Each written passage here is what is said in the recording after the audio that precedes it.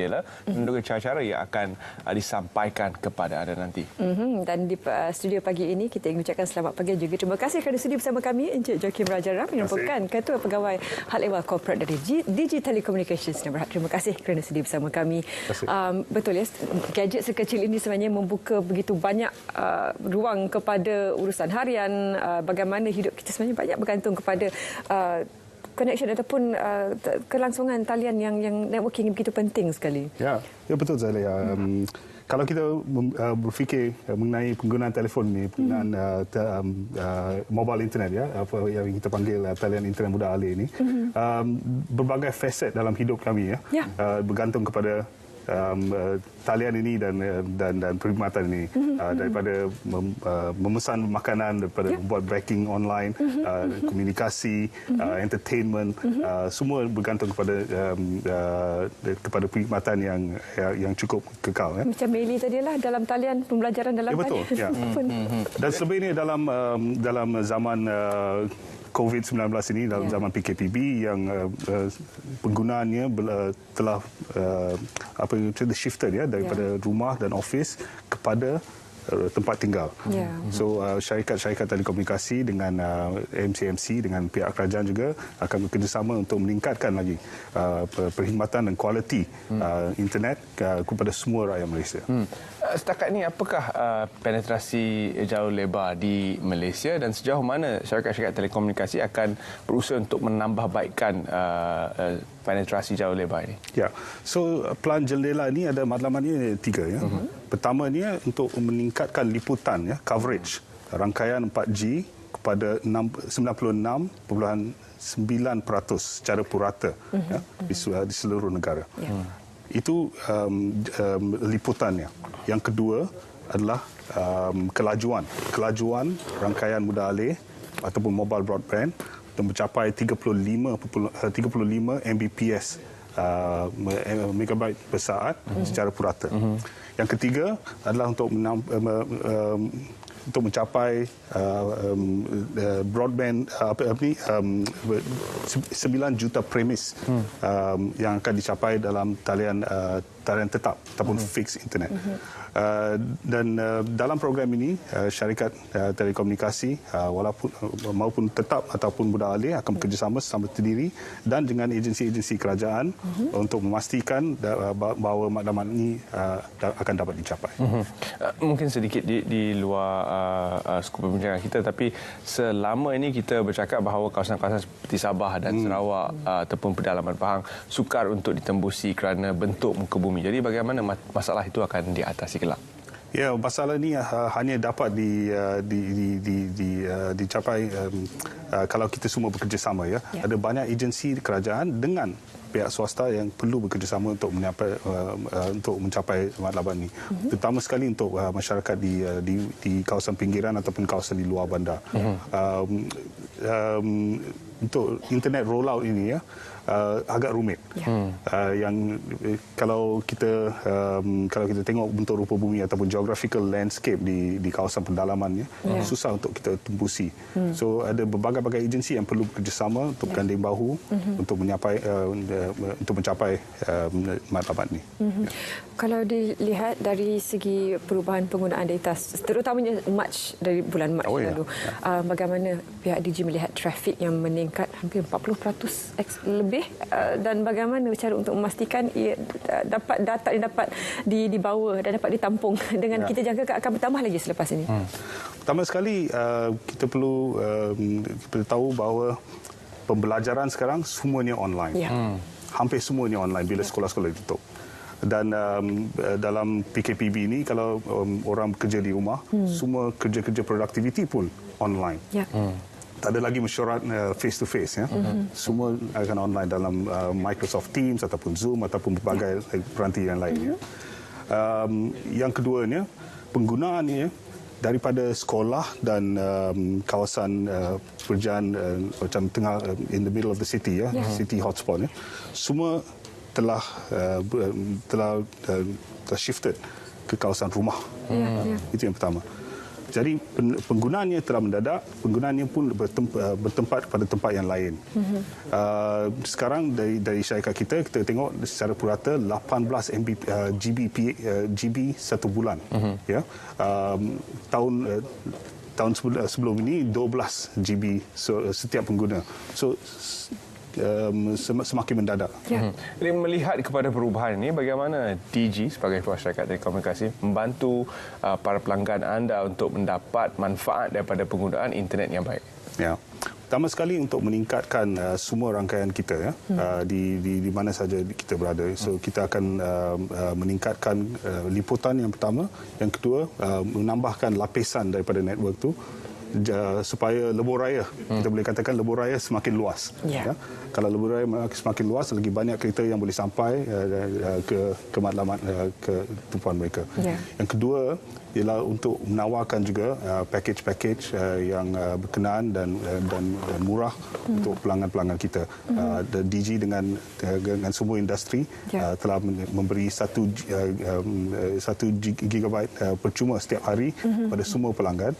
Saya menyarankan semua pelanggan untuk menyemak website penyedia internet mereka untuk mendapatkan offer yang terkini. Juga untuk syarikat-syarikat kecil dan sederhana, ada berbagai jenis produk yang telah disediakan untuk syarikat-syarikat sederhana dan kecil ini untuk mendigitalisasikan pekerjaan mereka, digitalize the business, supaya boleh terus beroperasi dalam masa ini. Secara peribadi, secara personal, apa yang kepentingan jendela ini, khususnya pembabitan DG dalam jendela ini? Kenapa perlu ini dipercepatkan dan mengapa ia penting untuk negara? Kalau kita memikir berkenaan dengan socio-economic development, bangunan socio-ekonomi, semua ini bergantung kepada kesaling hubungan. Kalau kita membekalkan konektiviti kepada rakyat semua, walaupun untuk pembelajaran ataupun untuk bisnes, untuk konektiviti ataupun untuk juga entertainment, apa-apa hobi yang lain, semuanya bergantung kepada internet pada zaman sekarang. Kalau kita fikir juga semua faset hidupan harian kita bergantung kepada internet. Dan benda ni, telefon ni, kita panggil telefon tapi ini bukan telefon. Komputer kecil. Komputer kecil, television, internet screen untuk video conferencing. So dalam semua faset harian dipanggil. Ini ada realiti yang am untuk semua rakyat.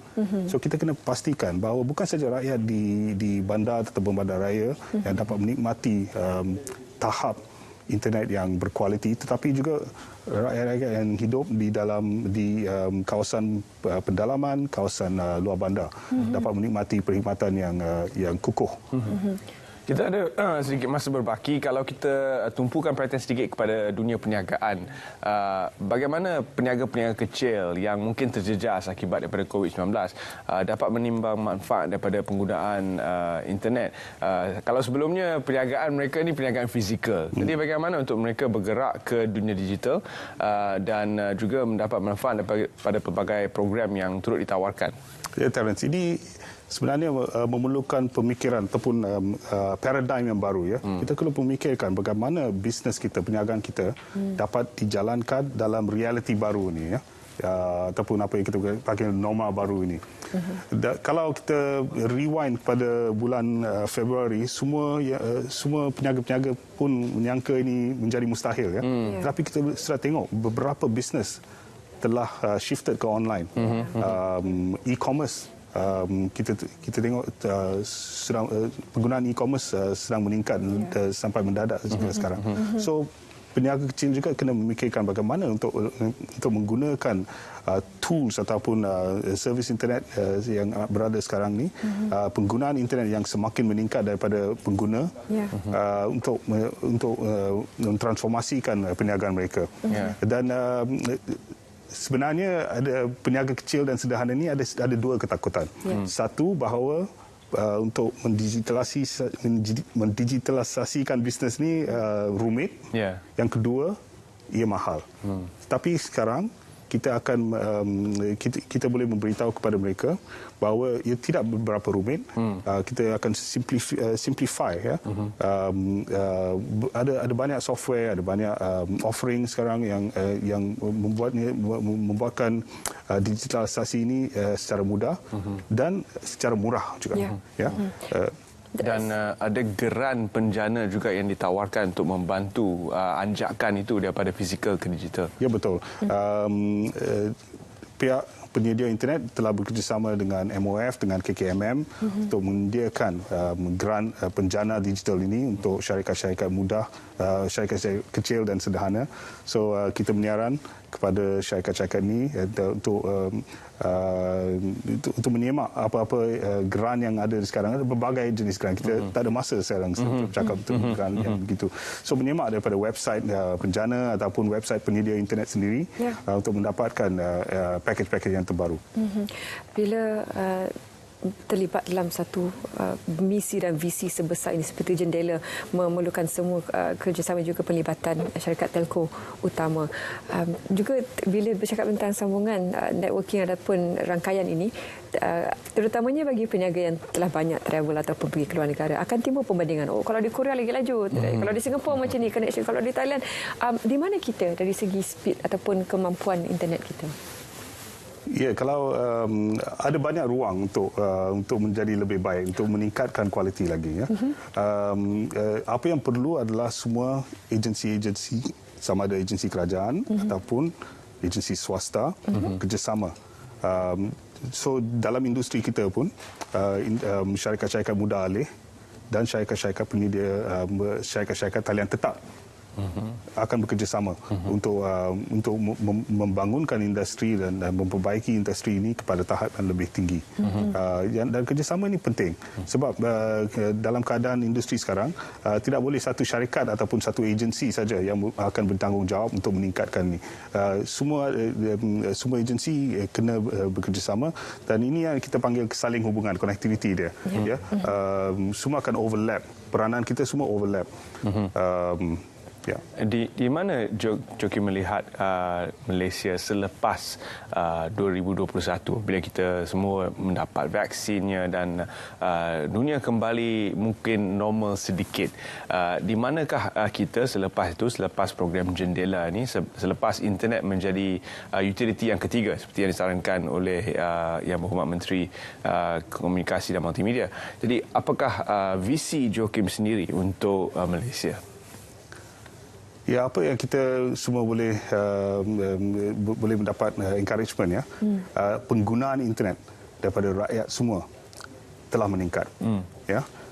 Pemikiran kita sudah berubah daripada semua benda-benda walaupun dalam perniagaan ataupun pembelajaran ataupun berbagai-bagai lain yang norma yang lama tu telah digegarkan.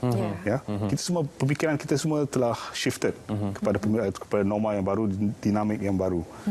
Jadi itu merupakan tahap permulaan, starting point yang baru untuk kita untuk membawa negara kita kepada tahap yang lebih tinggi daripada connectivity kepada dunia dan lain, daripada meningkatkan taraf sosioekonomi rakyat di mana juga mereka berada. Dalam situasi sekarang bila mana sebagai pengguna biasa yang tidak ada latar belakang tentang technicality ataupun aspek kejuruteraan, kita tidak nampak kebaikan kelancaran sistem itu selama berhari-hari dalam setahun itu, tapi satu hari network down, dia punya kemarahan yang diluar di laman media sosial itu. Jadi barangkali ada tanya, network down pun tak boleh, macam mana nak buat Jendela? Jadi bagaimana untuk memperbetulkan persepsi seperti ini? Ya. Saya kena kembali kepada apa yang saya baru bercakap ini, kerjasama antara semua agensi ya. Untuk kita, kalau ini dipanggil utility ketiga ya, sama juga seperti kalau air dibatalkan ataupun electricity dibatalkan ya. Semua faset hidup kita tidak boleh bergerak. Online banking tidak boleh bergerak. Kalau kita nak memesan daripada e-commerce, susah. Kalau kita memesan makanan, susah. Kalau kita nak panggil Zoom, Waze, kita nak pergi dari daily travel kita pun semua akan tergendala sebentar akibat tiada ini. So kita sekarang kena memastikan bahawa kualiti dan kesediaan availability network ini adalah dalam satu tahap yang paling tinggi sekali.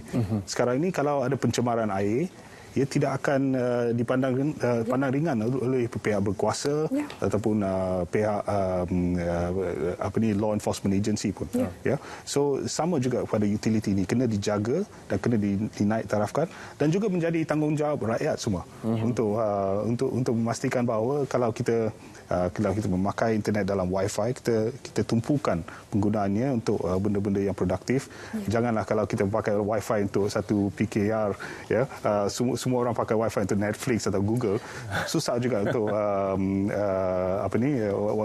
Netflix atau YouTube, susah juga untuk budak-budak yang belajar di rumah mendapatkan liputan ataupun kualiti yang diperlukan untuk pembelajaran mereka.